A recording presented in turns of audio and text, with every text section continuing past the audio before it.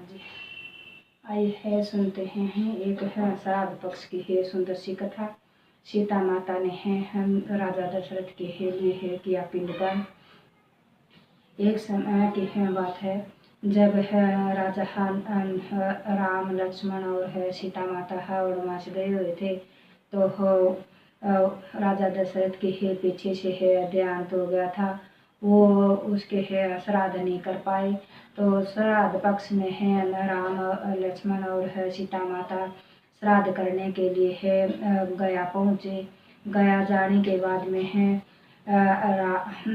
पंडित रावण ने है आवश्यक सामग्रियाँ मांगी तो वह आवश्यक सामग्रियाँ लेने के लिए गांव राम और लक्ष्मण गांव की तरफ गए। काफ़ी देर होने के काफ़ी देर हो गई है तो राम और लक्ष्मण नहीं आए सामान लेकर। तो समय का रावण बोले है कि सीता से है कि समय तो बीता जा रहा है पिंडदान का तो क्या कर सके।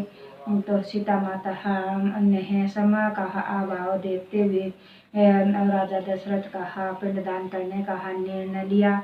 उसने है सीता माता ने है नदी है तुलसी गौ माता और है ब्राह्मण है और है कौवे को साक्षी मानते हुए है राजा दशरथ का विधि विधान से है पिंडदान किया है। और पिंडदान करते समय है सीता माता ने आंखें बंद कर कर है राजा दशरथ को पिंडदान किया है। सीता द्वारा किया गया पिंडदान है राजा दशरथ ने स्वीकार कर लिया। इस कारण है सीता बहुत ही खुश थी।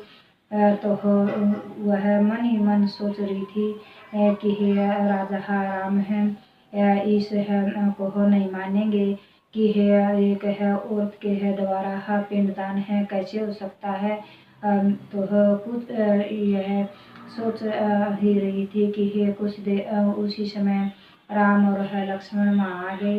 तो राम ने पिंडदान के बारे में पूछा तो सीता माता बोली है कि मैंने समय का अभाव को देखते हुए राजा दशरथ का पिंडदान कर दिया है और उन्होंने स्वीकार भी कर लिया है।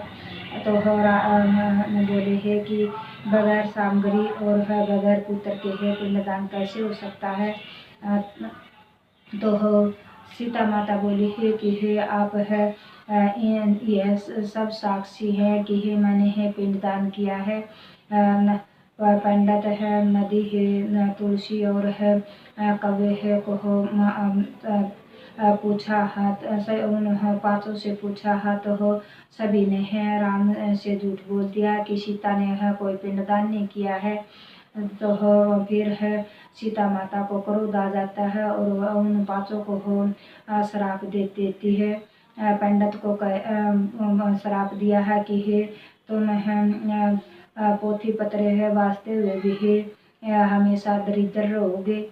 और तुलसी माता को श्राप दिया कि तुम गया की मिट्टी में कभी नहीं जन्म नहीं लोगी। और कौवे नदी को श्राप दिया है कि तुम खाली है नाम की ही नदी रहोगी। तो कौवे को श्राप दिया कि तुम खाना खाओगे मगर लड़ झगड़ कर खाओगे। तो गाय से है को श्राप दिया है कि तुम पूजनीय होते हुए भी घर घर मांग कर खाओगे। आज भी हिंदू धर्म में गाय के पिछले हिस्से का पूजन किया जाता है। तो फिर वहाँ उपस्थित है वृद्ध के वृक्ष ने उसको सच बताया।